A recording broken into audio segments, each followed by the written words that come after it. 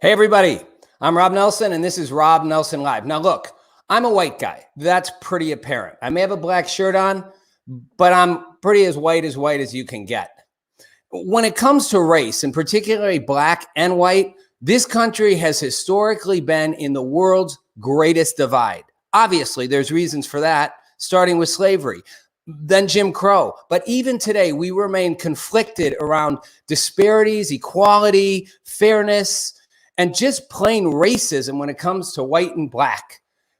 Today, Joe Biden says, if you vote for Trump, you ain't black. Trump said, I have great respect or a great relationship with the black people, as if it's one thing. Gina Rodriguez from Jane the Virgin got blasted on social media when she sang along to the words of a Fiji song that had the N-word in her car, a song she loved, and she's a Latino. We're in a culture of silence. We're in a cancel culture around a complicated topic. But you say something, think about it. You say something, you get canceled. It's how it works.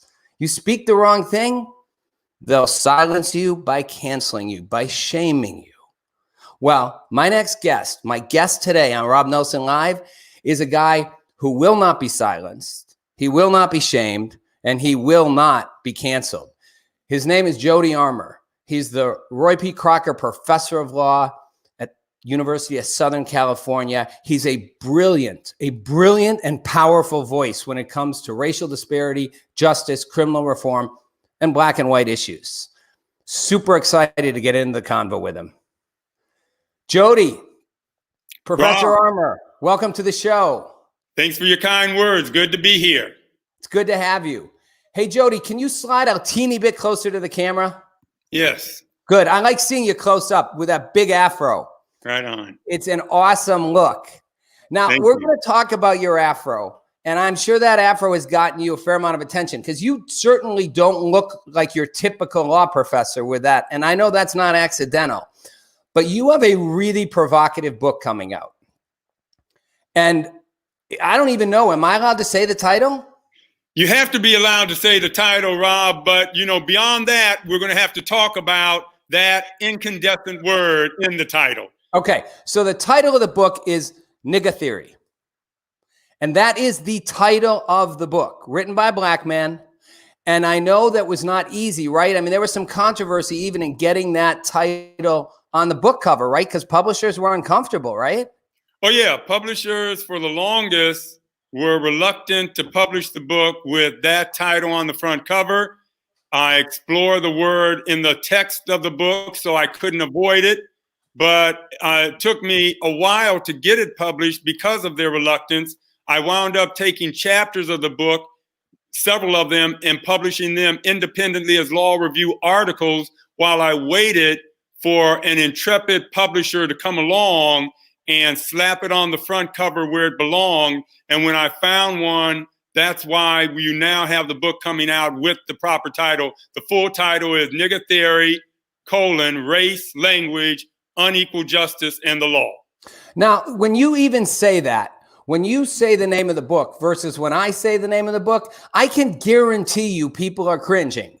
When if I say, and I read the first, chapter of the book, and I know a lot about the book, and I've read some of the articles that led to the making of it. By the way, you're a brilliant writer. I'm a smart guy. I went to Stanford Law School. I feel like stupid when I read your stuff sometimes. Your words, your poetry, the complexity of how you use language is brilliant. And I recommend people read the book. But the first line of your book is "Call me a nigga." And that's provocative.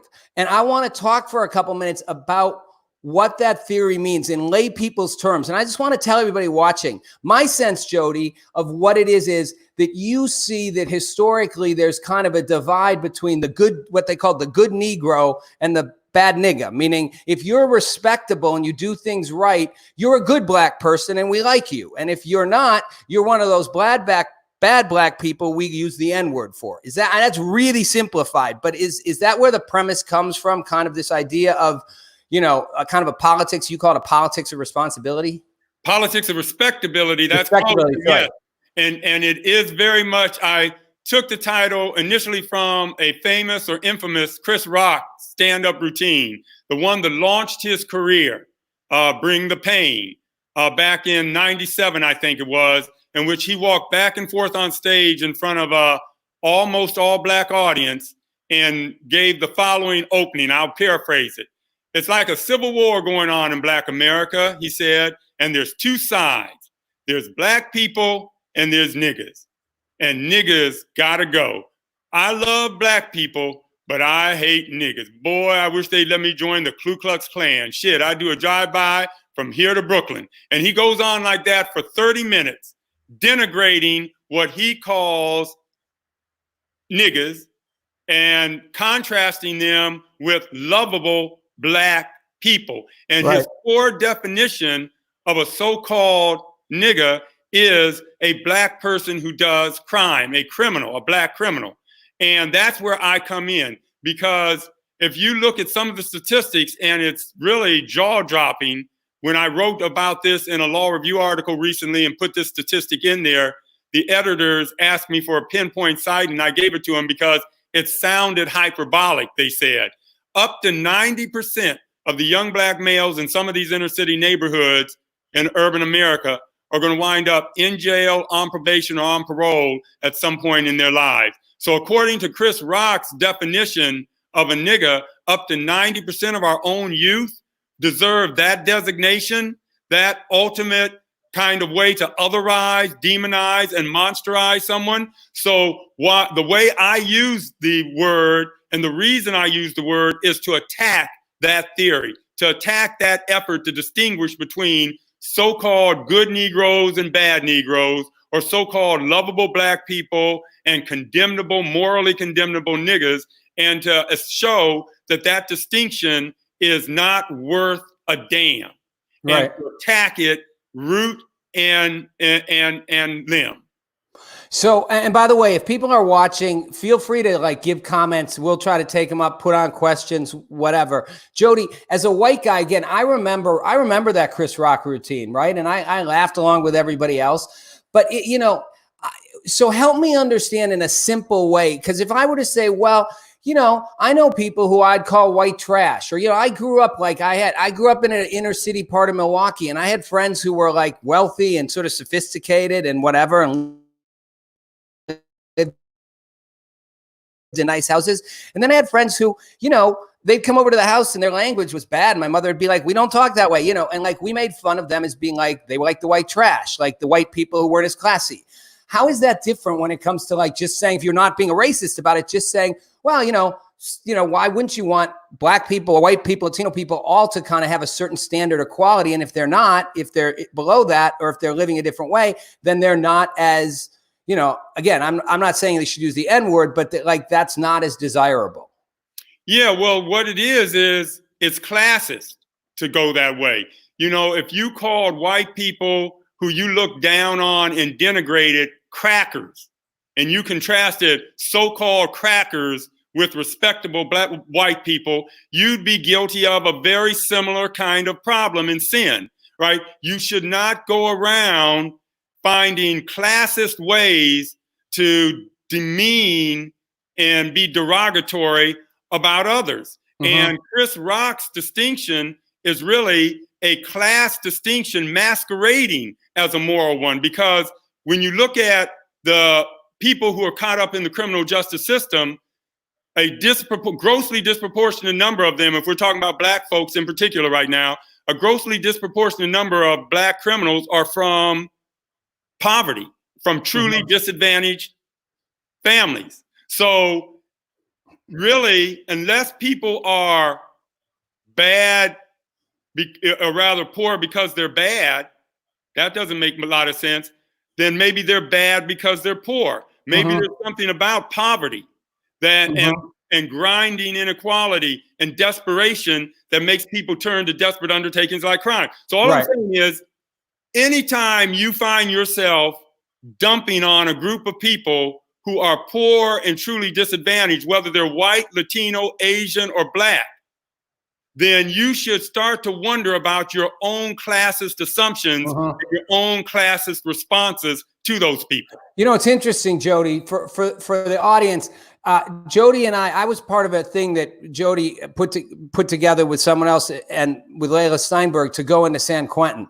And it was with USC students, Jody. And I remember before we went with all these young USC students, and they were not all white, they were mixed, but every single one of them had a notion that I would not ever be friends with or connected to any of the people who are in San Quentin for life. Like, I would never be those people. I would never know those people. I would never want to affiliate with those people. Those people aren't like me. And I remember after we went and spent time there, pretty much every one of them had a revelation of spent time with the lifers going, you know, a lot of these people just had hard choices and they came from terrible backgrounds and they made horrible mistakes at a young age. And I had the luxury of a better, safer, more educated environment. Maybe, you know, but for the grace of God, that could have been me. Yeah, that's exactly what I'm trying to do with what I call nigger theory. That is, we use that barbed epithet, that blood-soaked epithet, to demonize, to otherize, to monsterize people who are caught up in the criminal justice system. But when we really get into their life stories and think about it, we realize that they are very human. They aren't that different than the rest of us. And what I'm trying to do is make it clear to us that we should have more sympathetic identification with people who do wind up in jail and in the criminal justice system. But so to be the devil's advocate, and obviously, you know, I share a certain amount of that sympathy, thus what I was doing with you at, you know, San Quentin. And I've certainly, you know, worked at gang prevention, worked in inner cities, you know, and have some incredible stories about discovering my own sense of identity and privilege, even though I wasn't super privileged compared to others. But some people would say, yeah, but, you know, it doesn't matter what color you are. If you rape and murder, you're a bad person. And I'm saying that because one of the arguments I often hear people make is, I'm not a racist. I would judge a white person the same way. Yeah, and that may be one of the things that is a problem with America's approach to criminal justice right now. We are draconian when it comes to all kinds of criminals across the board. When you look at how punishment is meted out in other countries like Germany, in France, in European countries, not Portugal, and outside of the European countries, that, you know, a 15-year sentence is a long time. And that's something you'll get even for a violent crime, even for murder, manslaughter. Here, we hand out 25 to life sentences like they're nothing, right? For non-violent drug offenses, for violent offenses, and all the rest.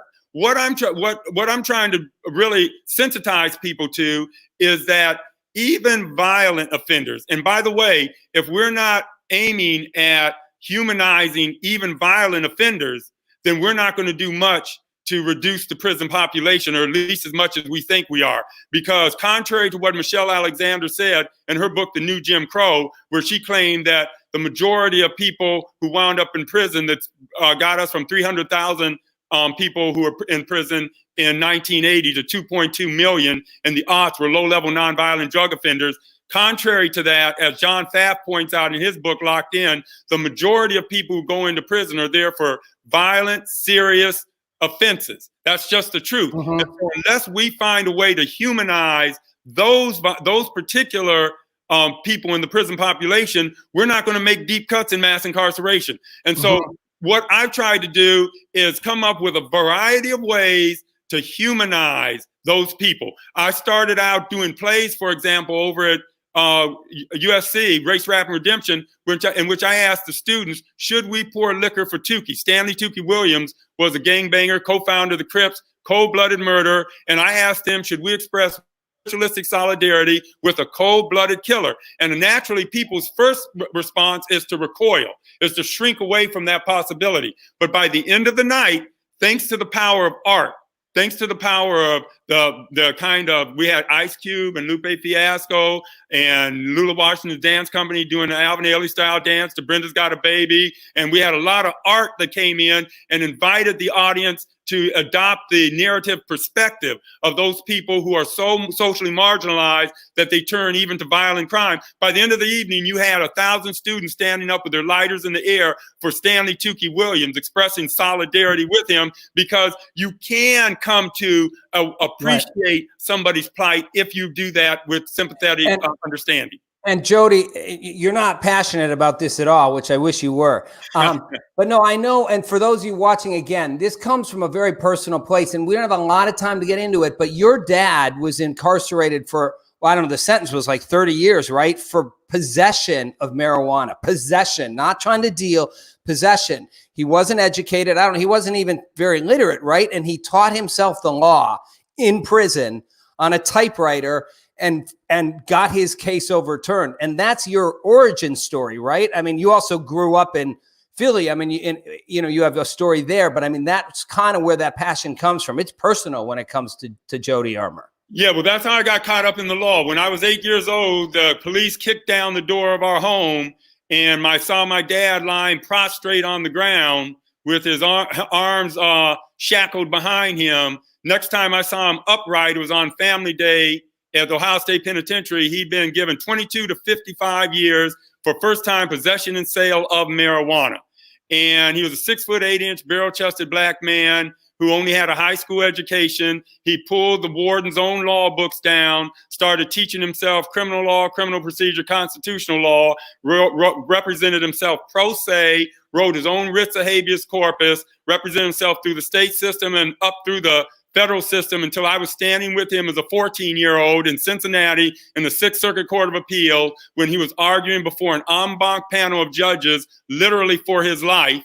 And he prevailed in his case called Armour versus Salisbury, which stands for the proposition that it's a violation of a defendant's due process rights for the prosecution to lie to the jury to get a conviction against the defendant. The prosecution lied to the jury and told them that the only witness against my dad was someone they had cut a deal with. They had compensated that witness by promising him leniency in return for his testimony. Then they lied to the jury and told him they hadn't cut a deal with the witness in any way. And that was the basis of his appeal and victory and triumph. And so I learned from that all he had standing between him and a lifetime of rotting in a jail cell was words, language, word work. And he was able to put those words together in a certain order and found the key to his own jailhouse door in the warden's own law books. And that's how I came to appreciate the power of language and the power of word work. And language is powerful. And so let's shift to a second, because I want to get into a lot of stuff. So we're going to move. I'm going to speed us up. Sure. The N-word, not the context you use it in the book about the good Negro versus the bad nigga, but the actual N-word. So I mentioned in the opening Gina Rodriguez. Gina Rodriguez is a Latino actress from Jane the Virgin, is in her car singing to a song, a Fuji song that has the N-word in it. And she loves the Fugees, and she's a Latino. She's not black. And she happens to film herself and post it on Instagram or Facebook or wherever. And she got blasted by social media for using the N-word. And she apologized. She still got blasted because she said, well, it's just, I love the band and I was just singing along. And then she said, I shouldn't have done that. I should have known better. And I'm going to say, I feel like, to me, that's stupid. It's like, there's a song out there. It's out there for people to hear. You're singing in the privacy of your own space. You're supposed to censor that word out, which makes me go. The problem is she wasn't singing in the privacy of her own space. Like you said, she posted the video. When you post the video, you're not doing it in the privacy of your own space anymore. Fair enough. But even still, if someone's going to publish a song with those words, I should be able to listen to that song and I should be able to sing that song along wherever I want because you put the song out there. Why do I not? I'm not using that word on my own. And I have a whole issue with the word itself. I think we've made it such a toxic word. You mentioned cracker. Like people don't really get that upset if you say cracker. And I know there's a history around the N-word, which is why. But wouldn't we perhaps do better to to not make the word like a taboo and just let it be something that people could use? No, well, how are you going to do that? The word was used as part of slavery to demean and dehumanize and to brutalize. It was used in the Jim Crow South to demean and denigrate and brutalize. And it's continuing to be used in that way by even police officers in some of these videos that you see. They'll spit the word out as they're brutalizing a black person. So it has that context. That's just the reality of it. And now you can say we can wish away its history, we can wish away its context, but that doesn't mean it's going to go away. And I think what a lot of white people are upset about is that there could be any cultural property out there that they can't appropriate, right? With a lot of other black cultural products, like jazz, the blues, rock and roll, you name it. A lot of white people have appropriated those cultural products and a lot of times made much more money off them than the black people who originated them, than the black geniuses who came up with them in the first place. But now, here's a word in which they're being told, here's a cultural property in which they're being told, no, you don't get to appropriate this. This is something for people who've been on the receiving end of that word. They're the ones who can use it with a sense of irony. You as a white person cannot use it with the same sense of irony that the historical target of it can use. That's fair. So I'm going to push back in this sense. I agree with you about the cultural appropriation and all that. I'm going to look at this from the perspective of a person just out in the world. And I pretty much move, I grew up in a pretty interracial neighborhood. I've never particularly been, I'm sure I have some latent part of me that has a racist part of me that I don't know about, but I judge everybody as best I can fairly and openly and don't look at color as an indicative thing for me one way or the other. That said, that may sound racist right there. I don't know. But the reality in my world is I have always seen people using the N-word not as a negative statement at black people, but amongst each other. Black people amongst each other, black and white people who are friends amongst each other. No, it's used both ways. It's used sometimes as a term of endearment and solidarity, like when Tupac says, how many brothers fell victim to the street, rest in peace, young nigga, there's heaven for a G, be a lie if I told you that I never thought of death, my niggas, we the last ones left. That's as a term of solidarity. When I talked to you about Chris Rock, though, he was using it as a cudgel to bludgeon other black people. He said, I love people, but I hate niggas. No, and I agree. Rob, it's complicated. But if I were to say what you just said, if I were to cite Tupac's lyrics, people are going to be more uptight. You say it like a poem coming off your lips. If I do it just as smoothly, people are going to react because I'm a white person. That's right.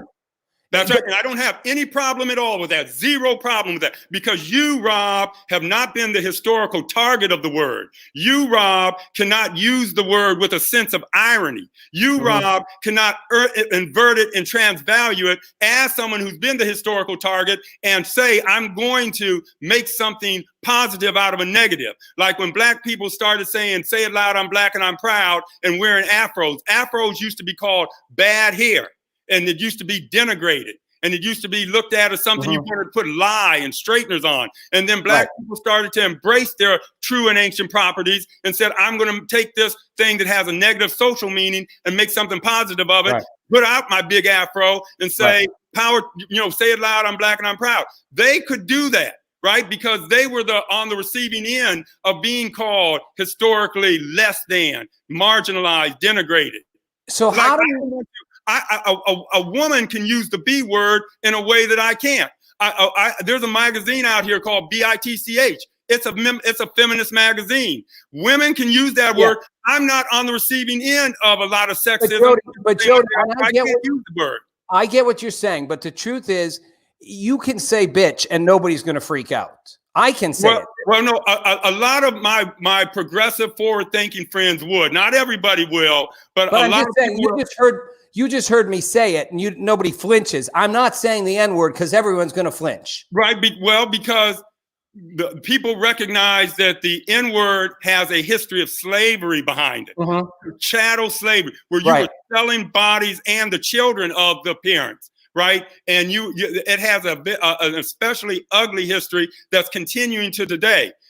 There are a lot. And by the way, I'm not going to say, I don't feel comfortable saying the B word. You can say it's okay for you to say it or others to say it. I don't feel so comfortable. And I also don't feel so comfortable saying the F-A-G-G-O-T word for somebody who's gay. But I know that some of my gay friends call each other F-A-G-G-O-Ts or F-A-G-Gs all the time because they've been on the receiving end. They've been told they can use it in the way I can't. So here's where I want to leave this part of it. I think I see what you're saying, and it just feels at times like we've got all these words that you just put out through, like certain people can say, certain people can't, certain groups, things. How does that not keep dividing us? Maybe we should ban the words, or when I say everyone should say them, it's because I want to soften their impact, not keep enhancing it. It's real simple, Rob. If you're a white person or a non-black person, just don't say the N-word. That's fair. You aren't being deprived of a whole dictionary of words. I'm not being deprived of many words at all. Just avoid the N-word. No, that's why I'm saying not the specific word, but when you spell out F-A-G-G-O-T, when you spell out B-I-T-C-H, I'm saying every single group can have words or whatever. I get the N-word I'm not saying I want to say the N-word. It's not like I have some need to, but it is so widely used in pop culture, in music, in songs. By blacks. Yes. And whites who are rappers and hip hop and all that. They get a lot of criticism, not that many. And they get a lot of criticism when they try it, Rob. So do you see at least why in some ways, and maybe you're saying, well, that's the way it has to be. We have a cultural chasm that I feel like in some ways language is only increasing. It's not that I want to say the N-word, it's that I want to depower that word. But you're kind of saying you don't want to depower it. You want to actually empower it. Black people get to use the word however we see fit. That's the problem. It's our cultural expertise, our cultural genius that we're putting into the language and making the language serve our ends, our aesthetic, cultural, artistic ends. And white people are upset about that. They don't want any cultural property that they have any kind of exclusion from, that they are limited in being able to use. Why as a white person does it so rankle you not to be able to use this one word? Or why does it, because you said there are other socially marginalized groups like gay people, like women, who have words that were derogatory toward them once, and they wanted to appropriate, invert, and transvalue. Why don't you let them do that? Why do you, as a person who's not a member of a marginalized group, want to take the marginalized group's own words that they're trying to develop and inflect and invert and say, oh, well, I should be able to use that word just like you with the same meaning as you do. And Jody, I'm going to be upset if I can't. And I'm not going to convince you why I think that, but you need to know, and anybody watching, I don't have some need to be able to use that word. I'm talking on a bigger level. And when I use the music as an example, I think it's highly dysfunctional when you sell a song or songs or lyrics to millions of people of all races, and they sing them and they hear them and they go along with that, and they're supposed to mentally censor that word. That's right, and that's a good thing. You know why that's a good thing, Rob? Because every white person, when they have that experience, should engage in a moment of Zen. That should be a moment of Zen for them. They should think about why it is that they should feel uncomfortable about trying to utter that word loudly themselves, out loud themselves. They should think about the history of that word and why it is that it is so freighted and why it is so difficult. It should be a moment of Zen, a moment of critical self-reflection, self-revision. That's what it should be. And I don't have any problem with that. And that is how the greatest artists who use it, whether we're talking Pac, Nas, Cube, Hove, Kendrick Lamar, whoever, that's how they use it. All right, so we're going to leave it there, Jody, because I want to move to new stuff. But we have a question from a European perspective. So let's take it. Can you see the question, Gary? Still trying to understand the divisiveness in the USA. Why do you think it's at a deeper level than, say, in Europe? Now, that may seem straightforward, right? Is that really just because of slavery? Is it that simple? Well, yeah, that's a lot of it. Europeans were involved in the slave trade, right? That's And how they were in their own countries. Yeah, so they were definitely involved in it. But you know, different countries have different levels of cultural development among socially marginalized groups. In America, African Americans have spent a lot of time writing songs, writing books, poems, and developing critical self-consciousness and critical awareness. I can't speak for every other country in that same way. Europe certainly has its issues too, you know. Right. We don't have to. Right. We don't have a market. Racism is everywhere. Hey, let me ask you a personal question, Jody. Let me try something fun here. Quick answers. Have you ever wanted to be white? No, not since grade school. When I was in grade school, yes, because I was feeling the sting of racism, and I wanted to be just like those people who were not having people call them N-words or turn their backs on them or not invite them over to their house. Now, do you think it would be, and by the way, you're pretty light-skinned. Yes. I mean, look at me right now. I'm a little more, in some ways I look darker than you right now, right? So, well, I mean. But slavery, race in America has never been about biology. Right, I agree. No, I agree. Right? Here's how we do race in America, so we're real clear on this. Race in America is black man, black woman, black baby, white man, white woman, white baby, black man, white woman, black baby, white man, black woman, black baby. You take that baby from that white man and that black woman, and that baby has a baby with a white person. What comes out? Another black baby. That's how it's never been about your biology. It's been about one thing, how we define race in America. Why do you think the auction block? Why do you stand on the auction block? Why do you think 30 seconds on this? Why? Because this is such a complicated question. But why do you think there is, not just in the US, there's so often been distinction around color, even like, you know, in India, castes around color. And is there a simple answer for that? Everywhere in the world, not just America. Among Latinos, there's a lot of colorism. Among blacks, there's colorism. Among Indians, as you say, there's a colorism. That's why when the Black Lives Matter movement is global. It's about all dark lives, all dark people all over the world are catching hell and being denigrated by lighter skinned people. You look at some skin bleaches, you even have skin bleaches being sold in Nigeria at a high level. Among Africans who've been born in Africa and grown up in Africa all their lives, they're trying to lighten their skin buying skin bleaches, right? So it's a kind of, you want to talk about viruses, you know, this colorism, this variety of white supremacy is a viral infection that spans the globe. So, okay. And so second, I asked you if you ever wanted to be white.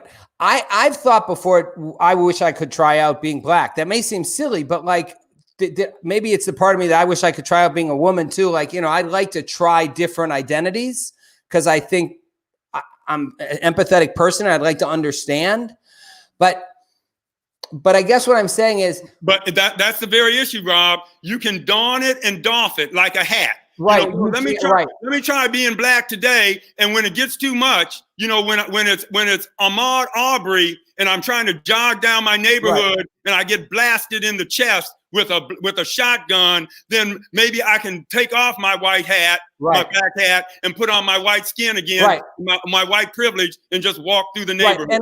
And Ahmaud Arbery is a great example. And you know, when that story first hit, when it finally hit the video and the whole thing, I was shocked. Like, I mean, maybe I shouldn't be shocked anymore, but I was shocked. Like, I was shocked that they even, you know, a good friend of mine actually said, well, don't they deserve to be innocent until proven guilty? And I was like, yeah, but to me, it was like, what part of you thinks you can go out on the street with shotguns, wait in the middle of the street and target the next person who comes by because you think he might be a burglar, and then you claim self-defense. Like, even if he charged at you, you're pointing a gun at him. He had every right to do whatever he wanted. And I was like, I know that wouldn't happen to a white person. I know that. Like, I'd ask people on the street, my man on the street stuff, which would you rather be, white or black driving in a car? Everybody says white. It's like, duh.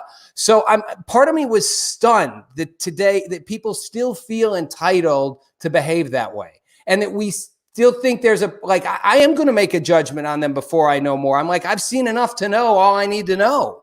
Well, but what I wonder about, Rob, is why it still surprises so many people. We had the whole Black Lives Movement, right, very recently, up until only yesterday. We were talking about Trayvon Martin, a 17-year-old going to the store, getting some Arizona iced tea and Skittles, and walking back to his home, and George Zimmerman doing exactly what those guys did to Ahmaud Arbery. There was no difference in it, right? George Zimmerman hunted him down, stalked him, hunted him down, confronted him, and then shot him dead, right? And I'm not just upset about George Zimmerman. The facts are just like the ones of Ahmaud Arbery.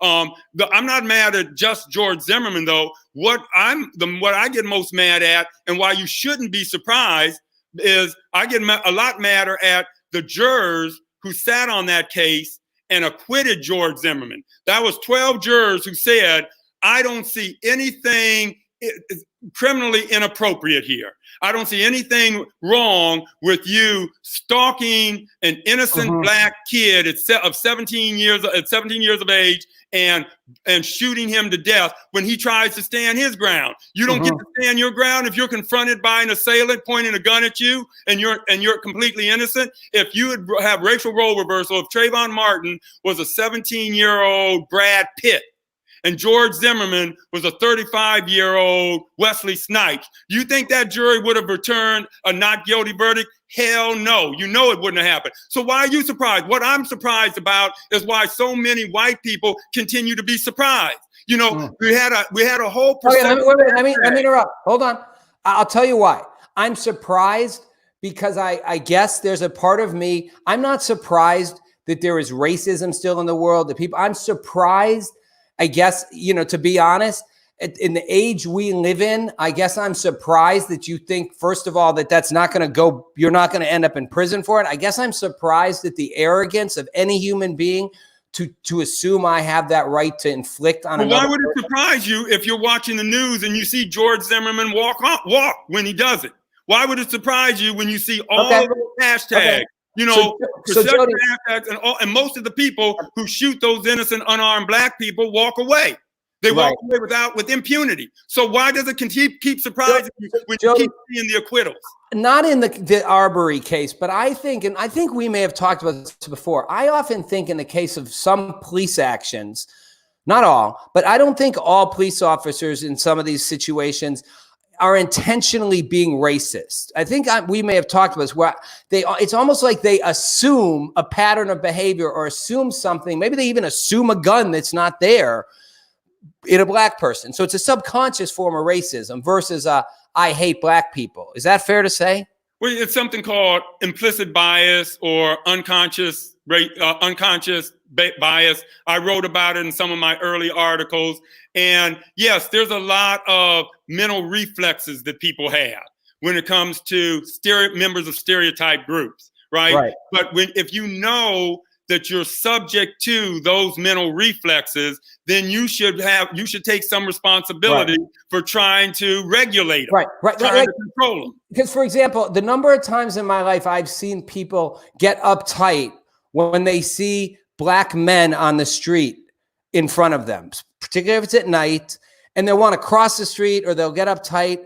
And again, I'm not saying I'm some special human being. Maybe I just try to see people for who they are. And I also have a real good meter for something threatening, but I'll be like, what? There's no threat coming from that person. I'd feel hostility if it was coming down the street. I'd feel if it's coming from a white person or a black person. But I'm always shocked by how many people have an instinctive reflection of like, oh, and I'm like, wow, that's just built into you in some messed up way. Well, yeah, they've been socialized in America where they've constantly seen associations between blacks and negative things and danger and violence and the like. It's like the 3-year-old little girl who said to her mother in the New York Times article a while back, who upon seeing a 3-year-old white girl who upon seeing a black infant says to her mother, "Look, Mom, a baby made," right? That 3-year-old little girl wasn't a bigot. She was just describing an association that had been forged in her memory between people from a certain social category and a social role she sees them in all the time. So those associations can run automatically. Is it possible for a person to not be racist? Like, you've known me, you know, we're not best friends, but we've worked together, known each other. I don't think I'm a racist person. But would you look at me and say, well, you're not, but you don't know you are in certain ways? Or is it possible to be 100% not racist? Yeah, here's what I would say. We are and you can judge me however you want, Jody. I'll take it. I'm right fine. on. No. Here's what I would say, because this is key. And you're a good example, Rob, because you are not prejudiced. I would never say that you are a prejudiced person. Does that mean that you don't discriminate against blacks? No, because of this thing we talk about, unconscious bias. You have the same mental habits, the same anti-black mental habits that you've learned as a result of growing up in the American culture and context and watching television. You have a lot of unconscious biases, just like every other American does. But there's a difference between stereotypes and prejudice. Prejudice is a consciously endorsed belief, whereas a stereotype is just a well-learned set of associations that can run automatically without your conscious awareness. So you can be not prejudiced, but still subject to the stereotype habit. Okay, so somebody asked, can black people be racist? Now, I'm going to answer first. I think everybody can be racist. And I actually think, you know, I think black people are often very racist. And I don't mean by that, you know, I hate when people say be colorblind. It's like, nobody's colorblind. Being black is part of a black identity, whether good and bad. Being white is part of a white identity. So I hate when people are like, look at everyone the same. You don't. We all look at people different. We're all a little tribal. So is it fair to say, but without getting too into the intellectual side, can you say, yeah, black people can be racist too, just as easily? Not the argument, oh, you can't be a racist if you're a minority, because I think you can have a prejudicial view of other people, not your own tribe.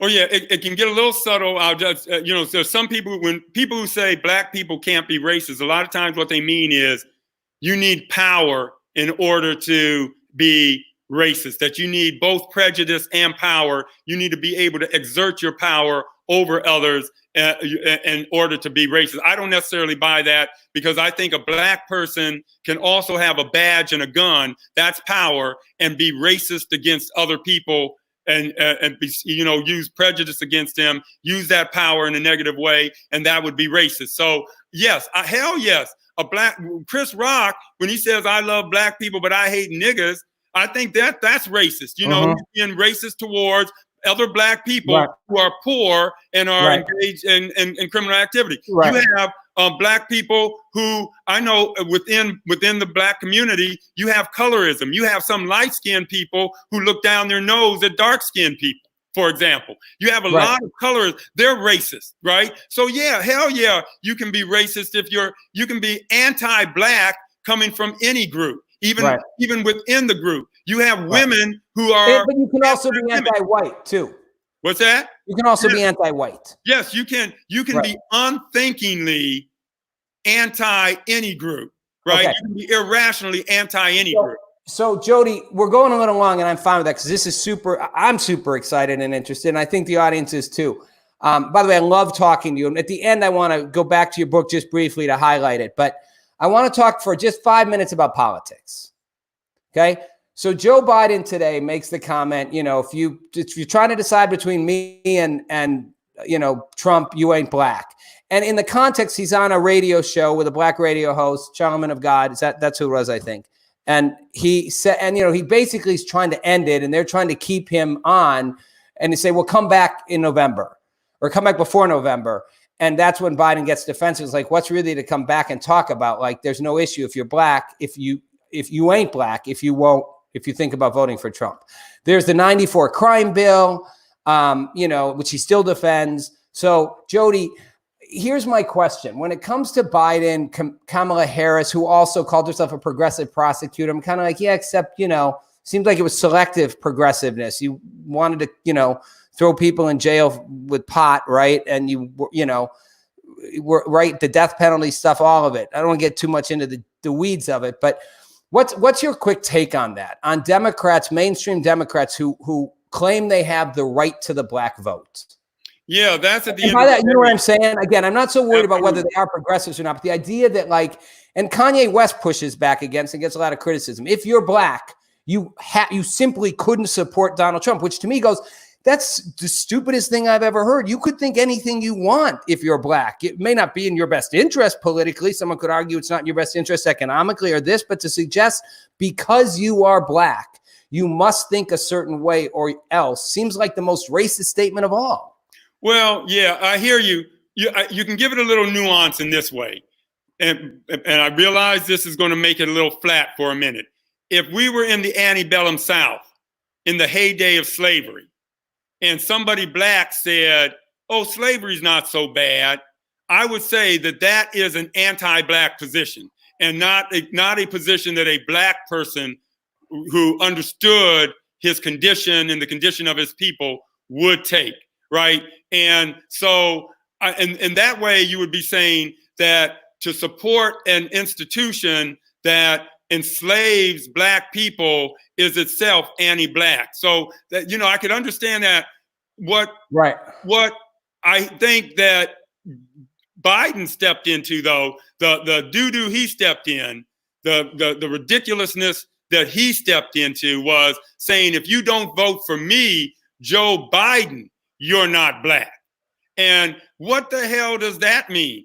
But Jody, what he was saying was, yeah, but he was saying what it means, which is, I'm the only choice a black person could want. And that's what I'm saying. To me, that is the ultimate racist statement, to suggest you inherently, if you are a certain color, you aren't really your color if you wouldn't support me.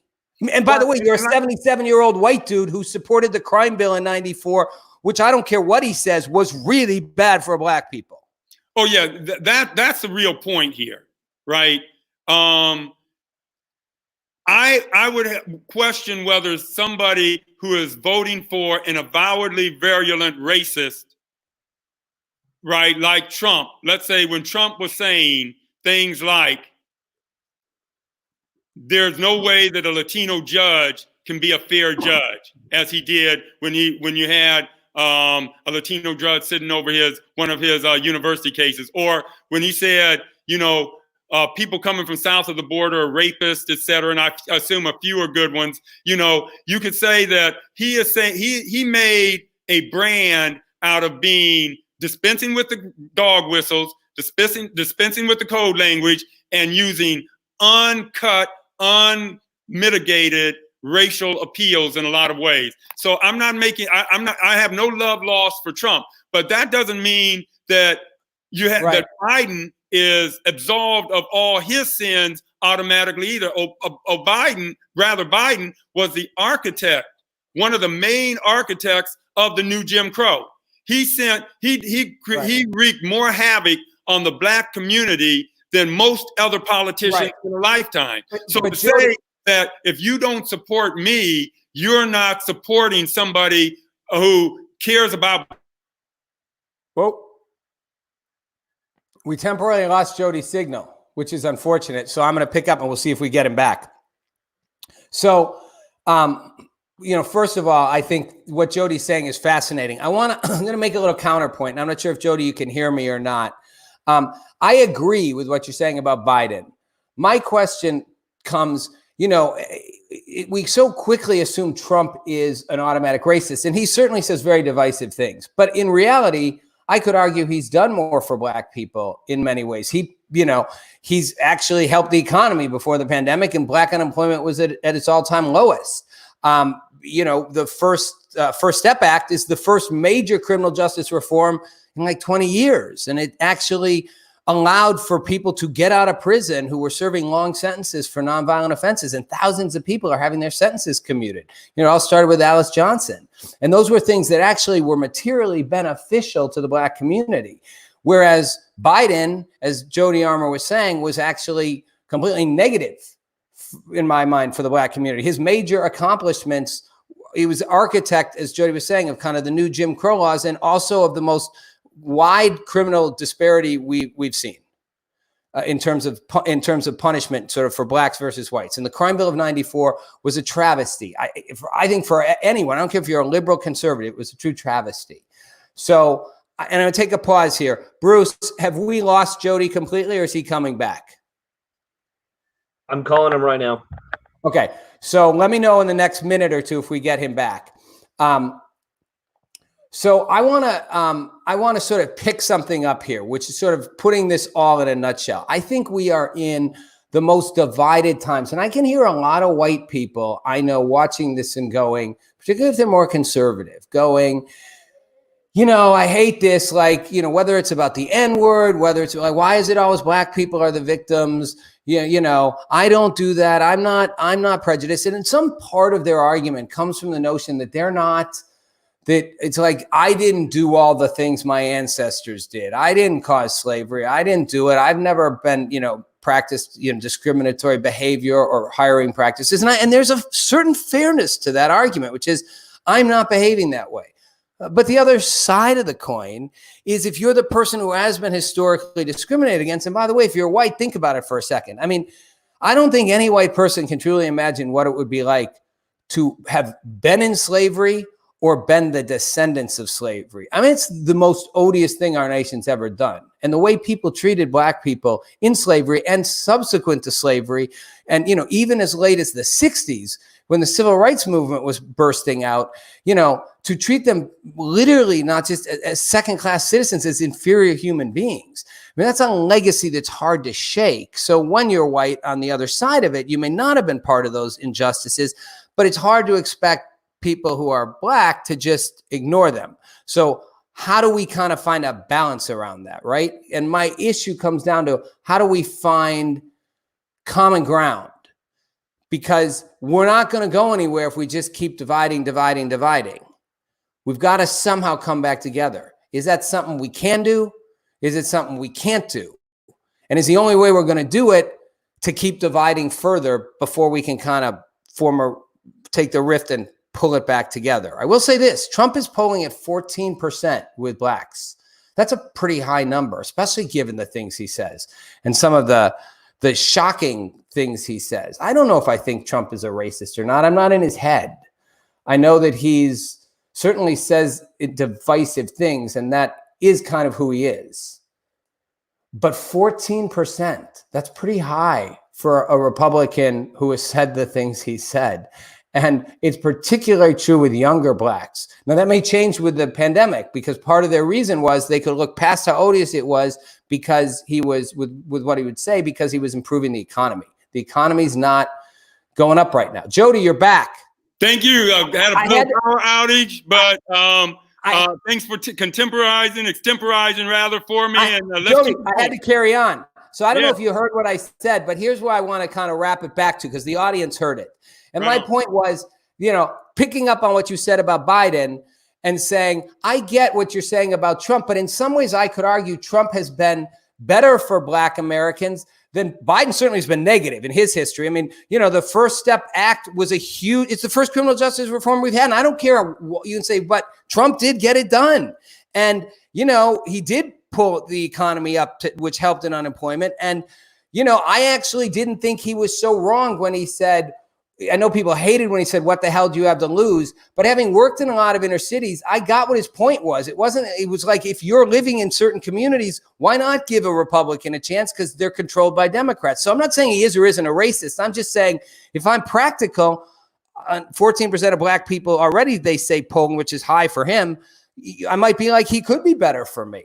Is that a fair assessment? He might do better things for the black community. Well, certainly the Democratic Party isn't doing a lot to distinguish itself from Trump in a lot of this policy. So I'll at least go with that for sure. Bill Clinton, when he came in 92 as the Democratic alternative, he did a lot that was devastating to the black community as a Democrat.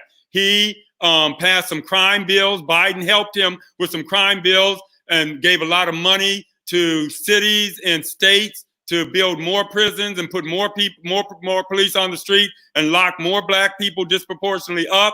He ended welfare as we know it, took that FDR program, you know, that sacred cow from FDR and so-called ended welfare as we know it. He hurt by the way, NAFTA. I worked in the White House in law school during that time, and Marian Wright Edelman, who founded the Children's Defense Fund, and her husband, who worked for Clinton at the time, he resigned when they passed the Medicare reform stuff. And she said privately, we have been friends with you for 20 years with you and Hillary. We were blood bonded in a sense, and you turned on everything with that. So, I mean, that was a big deal. That was a sidebar, but you know. No, that's not a sidebar. Spot on, Rob, because what it's pointing out is that the assault on the Black community has been bipartisan for 30 years now, over 30 years. It hasn't been just the Republicans. It's been the Democrats just as well, who've been, think about, for example, Obama. You know, the first Black president, hey, you know, we know there's going to be racially progressive programs now. Nope. He sent Eric Holder, rather, out here to California in 2010 when we had a referendum on the ticket to legalize marijuana.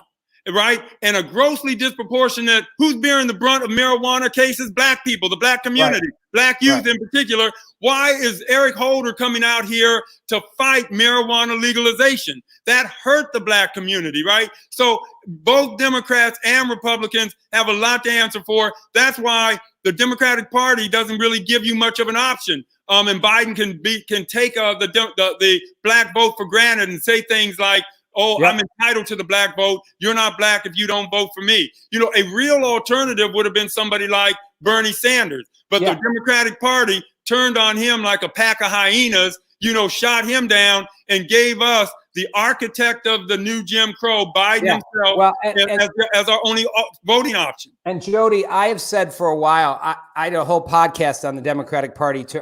The establishment doesn't like non-establishment candidates, and Biden's establishment, Bernie's not. Trump wasn't establishment, while the Republican establishment didn't like him either. But I'm disappointed in Bernie Sanders because you played basketball. By the way, shout out to you. A lot of people don't know this about Jody.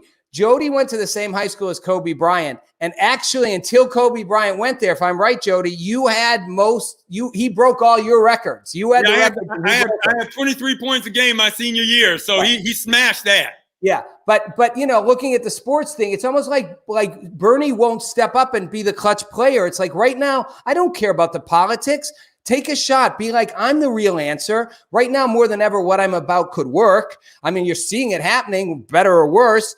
And Biden's a joke. So put me in. And instead, he's silent over there, like playing the good role of like the, it disappoints me. After can you remember, it was only 3 months ago during the debates in the Democratic primary that you had all of these people like Buttigieg and others, the kind of traditional liberals saying you have to keep healthcare tied to employment. Keep healthcare tied to employment. Now we're looking at 30 million people unemployed. How crazy does that sound? And the strongest argument for Medicare for all is this pandemic. I get it. For universal basic income is this pandemic. But like you said, we're going for the safe candidate because all people could think of is we want somebody to beat. And that's the worst way. That's playing defense. And that's how you lose football games. I'm sorry. Yeah. Hey, do we have time, Bruce? Do we have that video? Can we play that video before we end, and then we'll talk about it for a minute or not? Can we cue that up? Put it on. Yep. All right. Put it on. So let me set this up. This is a little man on the street I did.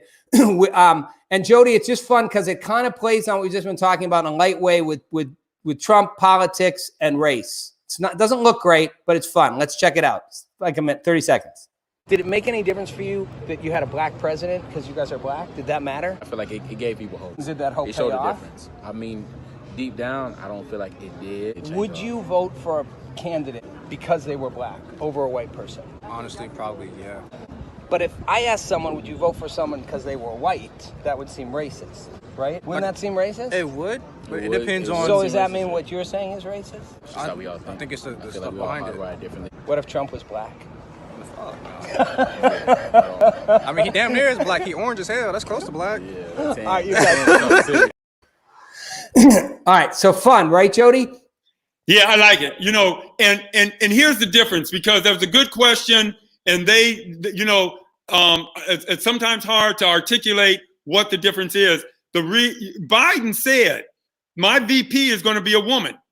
My VP, in order to be the next vice president, possible president, next vice president, certainly to be the next vice presidential candidate on the Democratic ticket, has to have the reproductive organs of a woman, right? He said, he made that the touchstone. And people could say, oh, well, that's sexist. Well, but it's not against the background, right? Hillary was getting ready to break through a glass ceiling. There had been a history of nothing but men. Right. And so there was a lot of symbolic significance to breaking that glass ceiling. Right. You know, so I hear what they're saying, but I'll tell you this. I'd much rather roll with a white guy like John Brown than a black Clarence Thomas. Right. Every brother ain't a brother. Right. And here's the thing. And here's why I don't like the I'll vote for someone because they're, and by the way, I do think it's kind of a double standard. Like if a white person, I'm going to vote for a white person, everyone go crazy. But I get why this guy was saying I'd vote for a black guy. Interesting, by the way, the other guy was like, Obama didn't deliver, right? That's right. He didn't in a lot of ways. But the problem I have with voting for someone or giving them an award or giving more Academy Awards for because you're black or you're Asian or putting a woman on someone on a ticket just because they're a woman. My biggest issue with that is I feel like, and we got to make this quick because we're ending, Jody, but I do want your thoughts on it. I feel like it creates a question in people's heads about the legitimacy. And I've heard a lot of millennial women say, I don't need a separate standard. I don't need to be given a special thing because I'm a woman. I'm competing because I'm good. And I go all the way back to law school at Stanford where, you know, there was a woman in my class who was black and she was so friggin' smart. Like, you know, I remember being at Stanford, right? For me, it was eye-opening because I was pretty smart and I realized I'm surrounded by a bunch of people who are smarter than me. And like, it was like, holy cow, are people this smart? And she said to me one day, the hardest thing for me about this, because they were going through all the diversity stuff at Stanford, is people always ask me, and if they don't, I can see them thinking it, did I get in because I'm black? And she was like, I got in because I'm as smart as anybody else. Yeah, no, there's the worry about, will I be burdened by the assumption that I'm some kind of affirmative action baby, right? And so doesn't that burden the beneficiaries of affirmative action more than it benefits them? But, you know, when I was at Harvard, and I went to undergraduate at Harvard, there were a lot of white kids that I was sitting down at dining tables with every night and was hanging out with in classes and on the basketball court, whose great-great-grandparents had gone to Harvard. You know, some of the halls there, Winthrop and Eliot House, were named after some of their ancestors, but they weren't walking around saying, oh, with all this self-doubt, oh, I must not be worth a hill of beans. I probably can't take, you know, slugs off zucchini plants. I probably don't have the mental capacity to do that because, you know I'm an affirmative action legacy admit to Harvard. No, they just took it on and ran with it. And they, you know, achieved with it. And so you don't have, a lot of white people aren't hobbled by the fact that many of them are affirmative action beneficiaries. And what they found when they had that suit against Harvard by the Asian students, that there were more white beneficiaries of legacy admits, that is white affirmative action. I get it. All the blacks and all the Latinos combined. I get it. And listen, Jody, we can go on forever, and I want you to come back. I want to end on a thought and a real quick story. When I was in my 20s, I worked with, I got involved in a mentoring program and ended up taking on a mentoree who was a young black kid. And it's a long, complex, beautiful, and ultimately tragic story of what happened to him. But in the time we were together, he became a real window for me into seeing how the world worked and into seeing the difference between white people and black people. And when I was at his funeral, the pastor came up to me and was like, "You're the only white person at a funeral of all black people. How come?" And it cut me back to a point where he took me to school one day And it was his bring a big brother or father to school. Well, he didn't have a father in the picture, and his big brother was literally stealing from home. And he took me into school, and his friend said, "Who's that?" And he said, "He's my brother." And his friend said, "He can't be your brother. He's white." And he said, "That doesn't matter. He's my brother." Jody, your thoughts before we go. It is important to recognize that that kind of allyship is possible. That's real allyship, right? And Black Lives Matter has some white people for Black lives are serious allies, and that's what you need. In the Underground Railroad during slavery, that was white people in the Underground Railroad putting it on the line, doing illegal stuff to help harbor runaway slaves. My own dad's story. Let me tell you my own dad's story, but in 30 seconds or less. My own dad, when he was being prosecuted and they were trying to railroad him for possession sale of marijuana, there was the one other witness they had besides the one they leaned on and lied about was a white guy named Vance. And I remember Vance when I was an 8-year-old. He had long hair and he played the guitar, and he was just a good guy. He graduated from Akron U, and the police grabbed up Vance and they had him for possession of marijuana and smoking. He was looking at doing 16 months for that possession of that marijuana. And they said, if you testify against Fred Armour, my dad, a black guy, and Vance was white, if you testify against Fred Armour, you'll do no time. And, they had him down the room. So he gets on the stand and the prosecution comes up to him and he says, "Okay, yeah, I'll take that deal," when he's down in the room. On the witness stand, the prosecution comes up to him and says, "Now, Fred Armour, that defendant sitting over there on that table, sold you marijuana, didn't he?" And Vance said, "As a matter of fact, he never did. As a matter of fact, that's what you want me to say, and that's what you tried to twist my arm to say, but he never did, and you're trying to railroad this man." You know what they did to Vance? Put him in jail put him in a prison for 16 months. He paid the price, but he did it beyond a cross-racial line. So that's always stuck in my heart. And Jody, that kind of possibility is there. That and everybody, that's what we need. And by the way, the story I told about that kid, Norman, the day I met Norman at the mentoring program, they were going to kick him out because he was so unreal. He was a big kid for his age, and he was pretty violent at the time. And he wouldn't talk to me. And I kept talking to him. And I was like, "Are you going to ever talk to me? Because I'm not going anywhere." And he looked at me, and the first words out of his mouth were, "I hate white people." So it was a pretty big journey for him to be taking me to school and saying, "This is my brother." And that gives me hope, Jody. It gives me hope that somehow we can get through this to a better place, because we can't just stay stuck in this divide forever. It's killing us. Yes, we can find allies. There's no doubt. There can be allyship. Do you have hope? Yeah, in slavery, there were allies. There was the Underground Railroad. No, but do you have hope that we can ever get past this? It's going to be, it's going to be multiple generations. It's going to be a long fight, a long haul. But it's possible, but it's going to be a long haul. I'm going to sit on the side of hope. You got to get out of bed. You got to. Right? You got to driving that way. Jody Armour, awesome guest. Will you come back and do this again? Absolutely. My book is pre-sales now. It drops on August 18th. You can pre-order it now. Nigger Theory, Race, Language, Unequal Justice in the Law. On Amazon? On Amazon and LARB Books, Los Angeles Review of Books, LARB Books. I recommend, I've read part of it. I'm going to read all of it. I recommend everybody do. And by the way, if this was a provocative conversation for you people, just share it. Keep it going. We've got a YouTube link out there. You've got the Facebook link. Share it. Get more people talking about this. Like I said, I'm sticking on the side of hope, but hope means talking, crossing over our divisions, communicating with views we don't agree with, and ultimately trying to find common ground and seeing the other side. That's right. Absolutely. Here. Jody, thanks for being here. Really appreciate it. I appreciate it too. Take care, Rob. All right. Bye-bye. Thanks, everybody, for watching. It's Rob Nelson Live. See you next week.